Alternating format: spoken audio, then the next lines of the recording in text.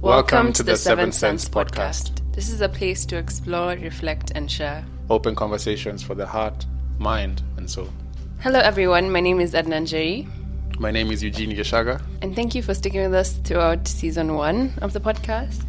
Thank you, everyone, especially if you've commented or you've given us positive feedback. Really appreciate that.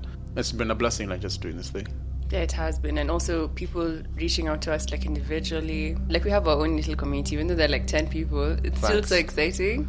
It's you not expecting it, and then it comes, and people reaching out saying, I like this, or when I saw someone's we want their top 3 in their Spotify. Oh, yeah.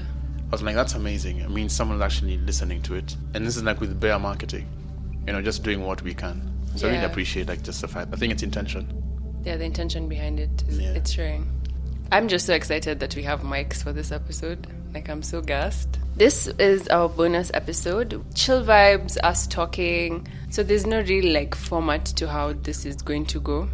It's a taking stock, just vibing out sort of episode. So the first thing I wanted to ask you is, at the end of last year, were you 2020 is my year? Did you have the feeling? Did you have big goals about that you had set for this year? I didn't have a concrete idea of how 2020 was going to go. I just felt okay, fine, I'm going to achieve a couple of things. And looking back, I did. Yeah, and when I actually look at it from a grander scale, I achieved the things I wanted to achieve from this year. Do you want to talk about any of the things, or is it more personal? So one thing I'd always wanted was a MacBook. And I drew that thing, I think maybe in early 2019. Literally drew it in my notebook, and I'm just I want to get this MacBook.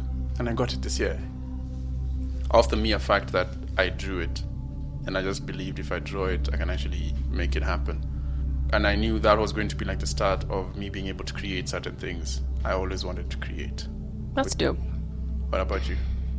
So for me, I came into 2020 really wanting to commit to myself in terms of content, because I think content is something I've always done, but with people. It's never been just me. So that's something I really wanted to do this year, and it was one of my big goals, and I was able to do it. But the thing was, towards the beginning of the year, it was so late content-wise, let's go here, shoot, go there, shoot, and then it was shoot from home. That was the only spanner in the works. But yeah, that was one big thing that I feel I was a goal for 2020 that I sort of achieved, but not in the exact way I had imagined it. For me, it's the packaging. The gift inside was literally the same gift you wanted. It's just the packaging that was different. Yeah. That's how to sum up my 2020. So I feel in 2020, I was also forced to face myself. And that's been interesting. Yeah. Do you relate? I relate. That for me was something, if you were able to achieve in this year, if you were able actually to sit with yourself and then work through your own things. And think about your thoughts. Yeah.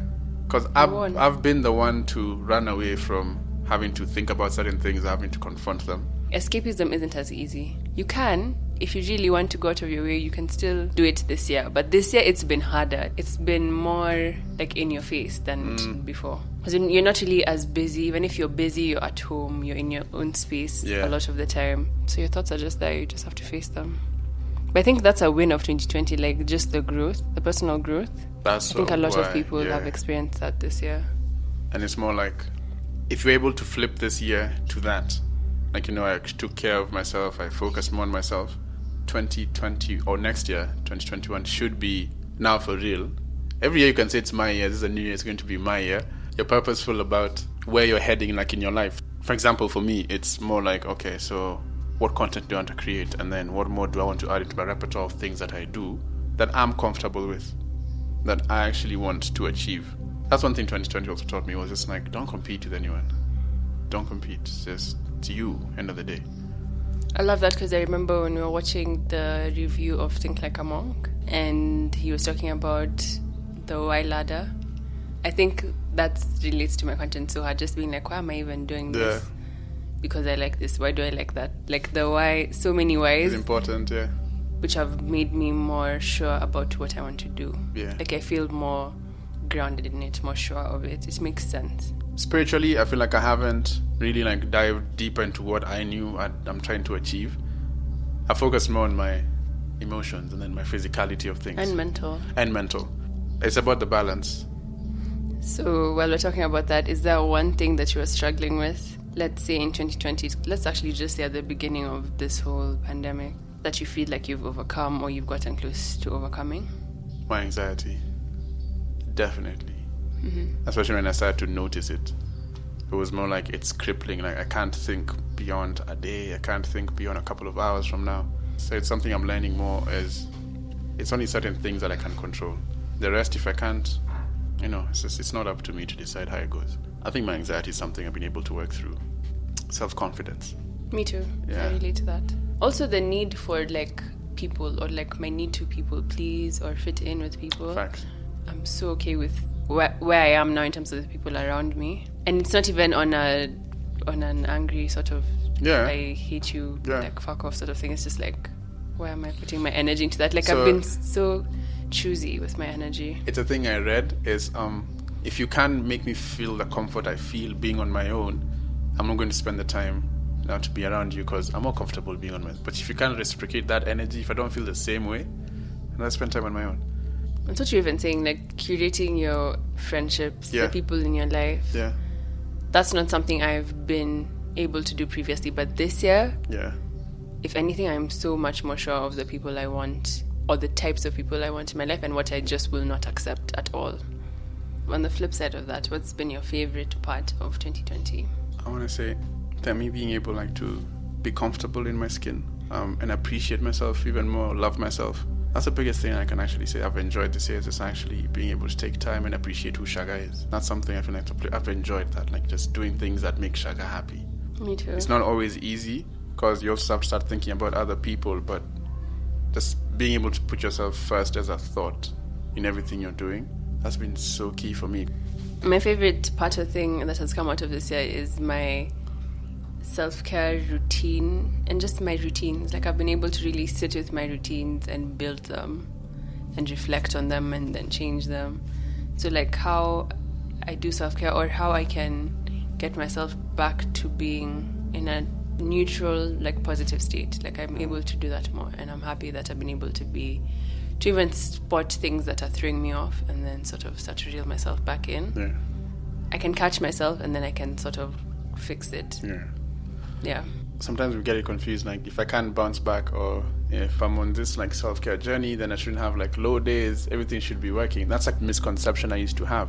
As long as I'm working on myself, everything should just like pan out. I'm learning to accommodate the Kenshos and Satoris in my life. You need this dark points to remind you like where the light is. So I appreciate now the ups and downs way more, and I'm able to enjoy them fully. And what's one thing you've learned while recording season 1? I'll start. Editing podcasts takes so much time. It's unbelievable. I don't understand it. It takes longer than editing a video. I can sit and edit a video in one day, in a few hours, and finish it. I do not understand why editing a podcast takes so long. That's something I've learned and I didn't expect. Also, I've learned that talking is so good for your soul. Like there's so many conversations you have and you just feel so good afterwards. Like talking it out, so good, so therapeutic.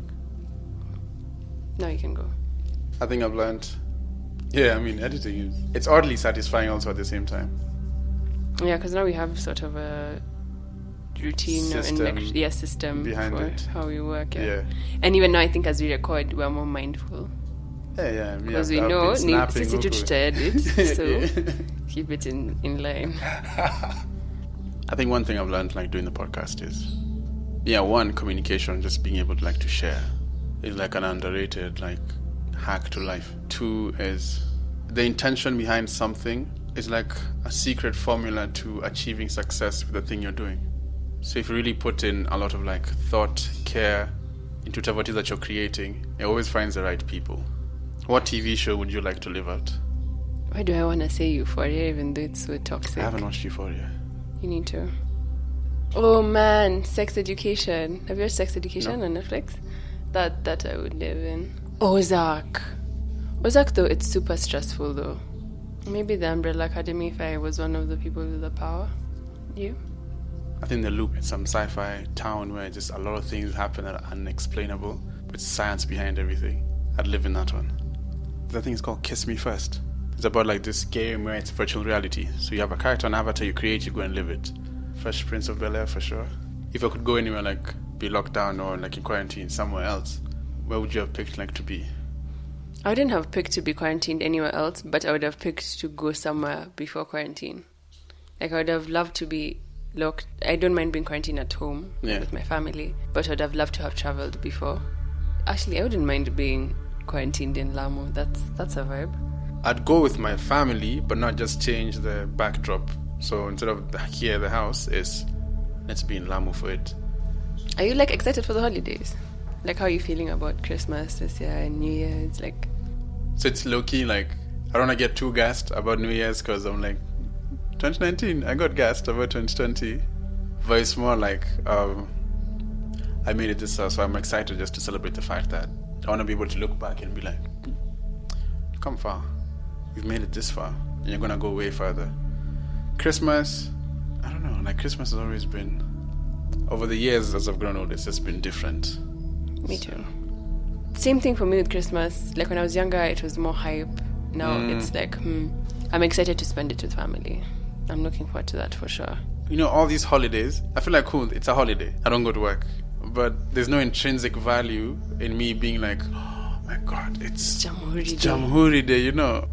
Yeah, I'm definitely excited to do my 2021 vision board because it's going to be different because it's actually going to be a physical vision board. Yeah. That's something I'm looking forward to over this holiday.